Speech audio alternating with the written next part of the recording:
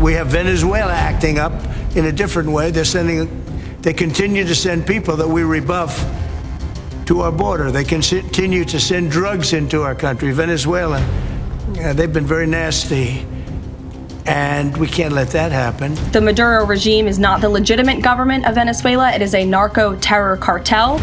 In Maduro, it is the view of this administration, is not a legitimate president. He is a fugitive head of this cartel who has been indicted in the United States for trafficking drugs into the country.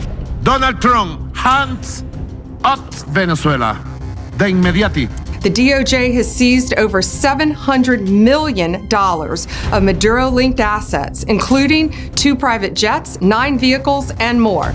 Yet Maduro's reign of terror continues. He is one of the largest narco-traffickers in the world and a threat to our national security. Therefore, we've doubled his reward to $50 million.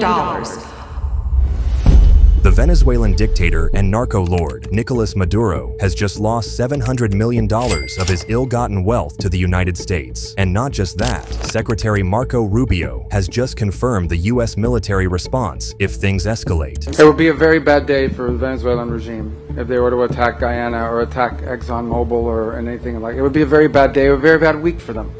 And it would not end well for them. I'm not going to get into details of what we'll do. We're not big on those kinds of threats. I think everybody understands, and I want it to be clear. We've made this clear repeatedly. I think the U.S. Navy today is making it clear and demonstrating our ability to. We have a big Navy, and it can get almost anywhere. It can get anywhere in the world. And those were not just empty words, because right as we speak, 4,000 U.S. Marines are already stationed, boots on the ground just off the Venezuelan coast. Multiple warships and Navy destroyers are patrolling the Caribbean waters. Spy planes are circling overhead, and even a nuclear submarine is silently lurking below the ocean surface. The source confirming to Scripps News that 3 U.S. guided missile destroyers, the USS Gravely, USS Jason Dunham, and the USS Samson, are being deployed in these efforts, with some news outlets also reporting that the ships should arrive there imminently off the coast of Venezuela. So this will bring the military posture to about 4,000 sailors and Marines. And the broader region will also have several P-8 spy planes, warships, and at least 1 attack submarine, that according to Reuters. But guess what? Maduro is not backing down. He's been threatening fire and brimstone, and his latest moves could escalate this conflict into something much worse. But here's the question. Is this U.S. military buildup just a show of force, or does the United States actually mean business? And what exactly did Maduro do for Washington to seize $700 million worth of his assets and still put a $50 million bounty on his head? What I will say with respect to Venezuela, President Trump has been very clear and consistent. He's prepared to use every element of American power to stop drugs from flooding into our country and to bring those responsible to justice. The Maduro regime is not the legitimate government of Venezuela. It is a narco-terror cartel. In Maduro, it is the view of this administration, is not a legitimate president. He is a fugitive head of this cartel who has been indicted in the United States for trafficking drugs into the country. When Attorney General Pam Bondi announced that the United States government had frozen more than $700 million worth of assets tied to Nicolás Maduro, it was a direct strike at the heart of a criminal empire. And that amount was not abstract numbers on a balance sheet or cash hidden in offshore accounts. According to General Pam Bondi, they included real, high-end luxuries that exposed the deeply rooted corruption of the Maduro regime. Maduro-related assets are over $700 million in total that we have already seized. These assets include 2 multi-million-dollar jets, multiple homes, a mansion in the Dominican, multi-million dollar homes in Florida, a horse farm valued at millions of dollars, cars, 9 vehicles, I believe. Wow. Jewelry, millions of dollars in jewelry, and cash. Now, the question is, why is this even a big deal? I mean, he's not the first person to be sanctioned by the United States or have his assets seized. Well, while all that is true, this particular case proves something the US had been saying for years. Maduro was not just the Venezuelan dictator we all knew. This guy was allegedly using the entire Venezuelan state as a front for organized crime. Every home, every jet, every horse on that farm was a receipt and evidence of narco-trafficking and corruption at the highest level within the Maduro regime. So, in addition to the massive asset seizure, the US government announced a historic $50 million bounty on Maduro's head. Now, to put that in perspective, take a listen to this clip. This is twice the highest reward previously offered for any American fugitive in our nation's history. And here's why. This is not a legitimate presidential regime. He is a narco-terrorist. He and his associates are flooding our country with cocaine as a plot against America. He is one of the biggest drug traffickers in the world, and he must be brought to justice. That instantly made Maduro one of the most wanted men on the planet, not just a dictator in Latin America, but a high-priority target in what US officials described as a global manhunt. So, why such a staggering figure for just one person? Well, the Department of Justice explained that Maduro was much worse than a corrupt leader and an average narco-lord. US authorities accused him of being the mastermind of a narcotics network called the Cartel of Los Soles, or Cartel of the Suns. Now, unlike the typical cartels that are run by criminal narco-lords, most of whom came from nothing, this one was made up of Maduro himself, his generals, and senior ministers. To put it simply, the Maduro government is a narco-cartel, or to put it nicely, a criminal syndicate run with public funds and resources. Maduro uses oil and drug money to finance his illegitimate government. 1 year ago, there was a presidential election, and Maduro lost by 70% of the vote. But he refused to leave office, and he used his military to steal the election. While his people starve, he and his henchmen are laundering the drug money into luxury goods all over the world. According to US prosecutors, the scale of their operation was unlike anything they have seen before. The DEA traced over 30 tons of coke to networks tied directly to Maduro and his inner circle. And guess what? Out of that 30 tons, nearly 7 tons were linked to Maduro personally. Now, for context, 1 ton of coke on the streets of America can generate hundreds of millions of dollars in profits. Now multiply that by 30, and you're talking about billions of dollars fueling corruption, buying loyalty, and spreading violence.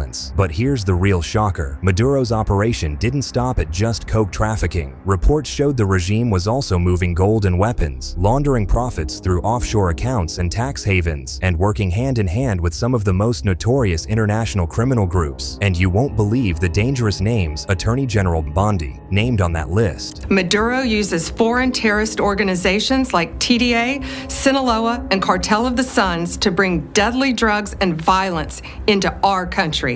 To date, the DEA has seized 30 tons of cocaine linked to Maduro and his associates, with nearly 7 tons linked to Maduro himself. So, this crackdown on Maduro is not only about him. In the same breath, the United States is cutting off the oxygen supply of his criminal network spread across Latin America. But the financial pressure and that massive bounty were just the beginning.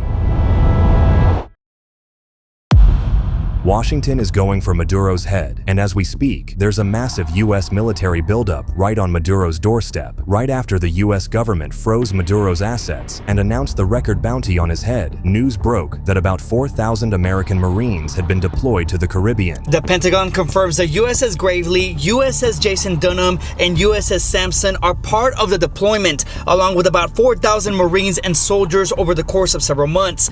That detail alone sent shockwaves through the entire region, because that move was part of a larger buildup that included some of the US Navy's most powerful warships. Among them were Arleigh Burke-class guided missile destroyers. These bad boys are the backbone of the US Navy. They are loaded with advanced radar systems and nearly 100 vertical launch cells that can fire Tomahawk cruise missiles, anti-air interceptors, and even anti-ship weapons. Now, we know that might sound a bit too technical for you guys, but the whole point is that the United States is deploying that much firepower because Maduro is now being hunted like a terrorist leader and a threat to the US national security. El mundo lo sepa. Let the world know, let the empires know that today more than ever, Venezuela can defend itself. That's why we're in peace and will stay in peace.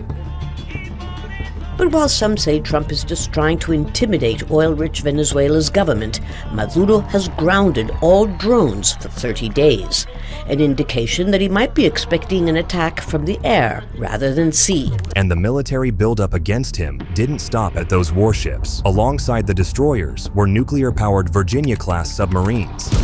Yes, you heard that right. The CNN report says, along with the troops, a nuclear-powered attack submarine, several destroyers, and more are also being deployed.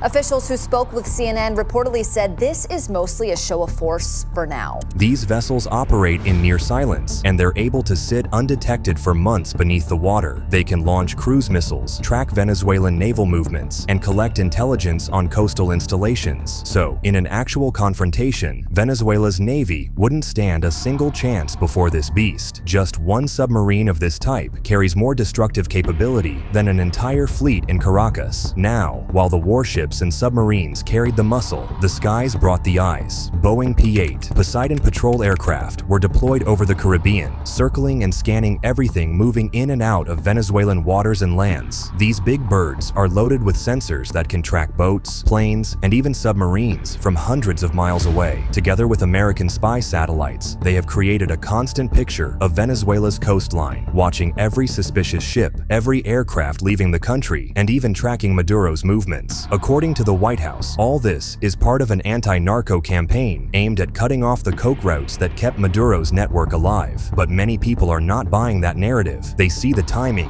the scale of the deployment, and it just feels like history is about to repeat itself. So, you guys probably remember what happened back in 2020, when President Trump ordered the strike that killed Iranian General Qasem Soleimani. At the time, the buildup was described as a defensive move. Then, out of nowhere, the strike happened, and the world was left in shock. This is a picture of the aftermath obtained by Fox News from a member of the U.S. government. The special operations soldiers were following Soleimani's convoy from the Baghdad airport and about a half a mile behind when the missile from the Reaper drone hit. They were on the scene within a minute or two. Immediately following the drone strike, they did what in the business is called a bomb damage assessment and took pictures of the scene, along with confirming that the drone got the right car and Soleimani was dead. That memory is why some of us are looking at Venezuela now with suspicion that this insane U.S. military buildup in the region looks like something that comes right before a high-value target is taken out. Meanwhile, for ordinary Venezuelans, the future couldn't be more uncertain. Freedom. I feel that the time has come and the world has realized that Venezuela cannot do this alone. It's something that the people cannot just go up against. It has already happened. Dictatorships around Latin America countries have fallen with the help of other nations. Their country was already in deep crisis. Over the past decade, nearly 7.7 million people have fled Venezuela, turning it into the largest refugee crisis on the planet, even bigger than war zones like Ukraine. Now, those who remained faced the possibility that their cities could be pulled into a clash between a narco-state and the U.S. military. But to make matters worse, their corrupt leader is not backing down. He's still threatening fire and brimstone, but he didn't stop at just talks. What he did next will make you think he's been looking for a way to wipe his country off the face of the earth. When U.S. warships appeared near Venezuela, Maduro didn't stay quiet. He went on television with a fiery warning to Washington, do not dare, because the response could be the beginning of the end of the North American empire. Along with tough words, he also made a big show of strength inside Venezuela. This week, I will activate a special plan to guarantee coverage with more than 4,500,000 militiamen throughout the national territory. Militias prepared, activated, and armed. Activadas y armadas. Now, the funny thing is that these guys are not even actual soldiers. They are just everyday people like teachers, shopkeepers, drivers, but armed and instructed to defend their neighborhoods if it ever comes to that. As young people, I think it is crucial to defend the homeland and youth. It is a legacy that belongs to us as Venezuelans, Bolivarians, Chavistas, and socialists. The Americans have tried for a long time to subdue us, to teach us, and to seek for themselves what belongs to us as Venezuelans. And for us to have the right to know how to defend our homeland, I think this call from the president is crucial, so that we can assert what belongs to us as Venezuelans. These are threats to people who may not be sure or may not know what they want. But the Venezuelan people, We are all certain that we are prepared to defend the homeland, no matter what, because we are children of that great man, Simon Bolivar. We have Bolivarian blood in our veins, and that blood is boiling to defend the homeland. Maduro called them part of his peace quadrants. They're basically a mixture of militias with police and military units to create a kind of nationwide defense network. We see how countries at this moment are at war, and here we live peaceful celebrations in the calls made by the President of Peace, because this is a call for peace, a call for the world to see the youth's interest in defending their homeland, Venezuela.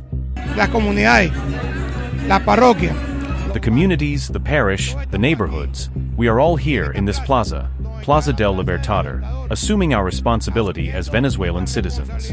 For the homeland, we are all here. Meanwhile, his 300,000 regular troops were also placed on alert. From Caracas to the borders, they were told to treat the American presence in the Caribbean as a real and immediate threat. Maduro just wanted to show his supporters and the world that Venezuela was ready to fight on every street and coastline if it came to that. He also mocked the US sanctions. In one speech, he joked that America had taken away his houses, his planes, and even his YouTube account. That joke became a talking point for his loyalists, who claimed Washington was desperate and running out of ideas. Venezuelan state TVs repeated that message daily, framing the $50 million bounty as a publicity stunt and calling it a circus. But Maduro wasn't only rallying people at home, he also looked outside the country for backup. He pointed to his connections with Colombian armed groups and reinforced ties with cartels like Tren de Aragua and the Sinaloa cartel. He was determined to show that if Washington tried to corner him, he had allies who could hit back in their own ways. For many Venezuelans, though, none of this felt reassuring enough. Daily life was already hard. Shortages, inflation, and fear of sanctions. Now, hearing about millions of militia being armed across the country made it sound like their neighborhoods could become battlegrounds, and they knew that any direct confrontation with the United States military will be the end of any nation called Venezuela. The operations at sea often play out like this. The U.S. Coast Guard in March seizing this vessel and the drugs it was carrying.